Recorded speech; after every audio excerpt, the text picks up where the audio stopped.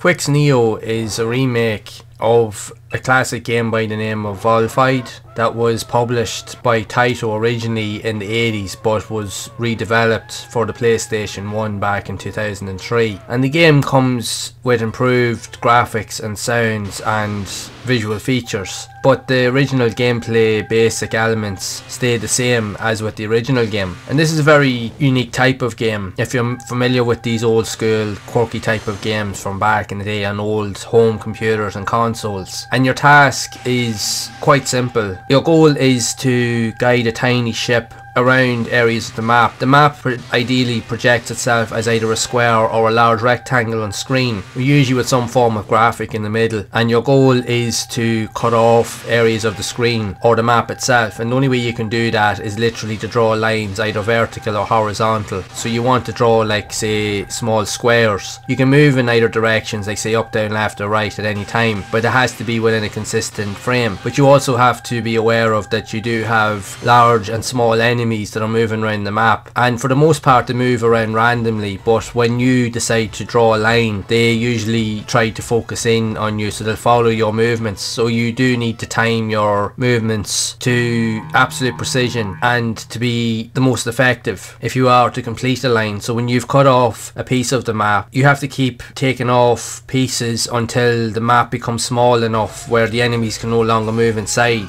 Now the ship itself will stay around the edge of the map and is invincible as long as it remains there, but the second you start drawing a line, that's when it becomes vulnerable. So if you get hit by an enemy at all, which most cases you will because this game is very difficult, your ship will be destroyed, and once you lose all your lives it's game over. So there's multiple levels to go through the game and you have to complete the levels in a different order, and your goal is to also hit the leaderboards. You gain points for each level you complete and the tasks that you do and so forth. So the further you get into the game, the more you can move up the ranks in the scoreboards. So once you complete a level, ideally you have to try and take off pieces of the map or cut out pieces of each map, and as you gradually make it smaller you can find the point or the area to a piece where the enemies can no longer really move around, and once you have cut off most of the points then you will have completed the level and you've destroyed all the enemies within it. But you also can destroy some enemies on the map if you have access to power-ups, or if an enemy happens to be confined within a box section that you're drawing out, and if you're nearly at the cut-off point, if the enemy is still within that area then they will get wiped out with that area of the map. Now it's not an easy thing to do in this game, believe me, it's not. I've played a wee bit of it and I remember playing old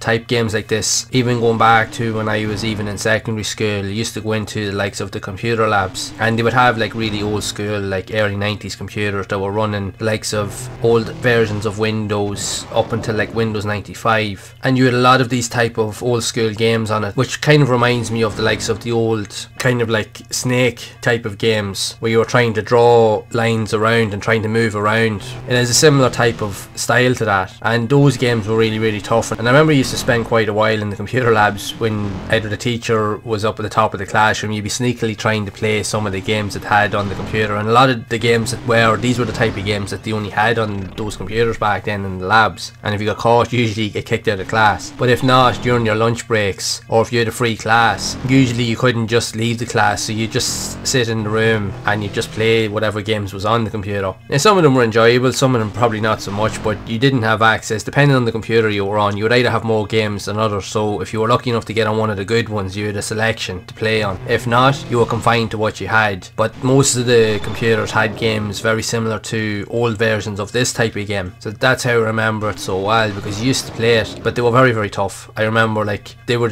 so frustrating, but you'd find you'd keep trying to play it just to beat the level, even just the once. So going back to playing something similar to this, it did take a wee bit of getting used to trying to figure out what to do, but once I figured it out, it quickly hit me and reminded me of those old type of games, and it also quickly made me realise how frustrating and how annoying they can be as well. So they're not for everybody. Now if you're into these type of games and you do like a challenge, and you're into these quirky kind of thought driven games where you have to use logic and you really have to be precise in your tactics of how you do different things, then this here would be worth a playthrough if you can manage to master it. Like I said, it's not for everybody, but those that do remember these type of games, that did enjoy them back in the day, you probably will get some enjoyment out of this, so they would be worth a look just to revisit them for that idea alone. And I'd love to know your thoughts on Quix Neo for the PlayStation, if you have played it yourself back in the day, and if so, what are your thoughts of it? Did you play similar type of games even on older computers or consoles back in the late 80s and early 90s also? And if so, what are your thoughts on them? Be sure to share them down in the comments below. And if you have enjoyed this video and you'd like to see more types of videos like this, where I do provide other reviews and gameplay style videos of other unique and very quirky games like this that were also released on the PS1 back in the day, then make sure to leave a like,